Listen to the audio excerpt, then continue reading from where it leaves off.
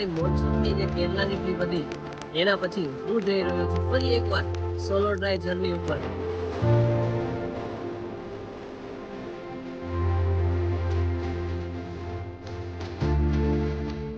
એક એવી જગ્યા જ્યાં સહ્યાદ્રી રેન્જના પહાડો લિટરલી વોલ્કેનો પેસલ રોકથી બનેલા, જેને વર્ષોના વરસાદ અને હવાથી ધીરે ધીરે શેપ મળે.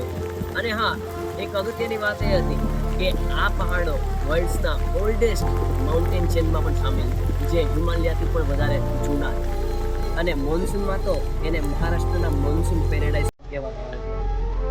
Welcome to episode number 1 my Maharashtra monsoon diaries.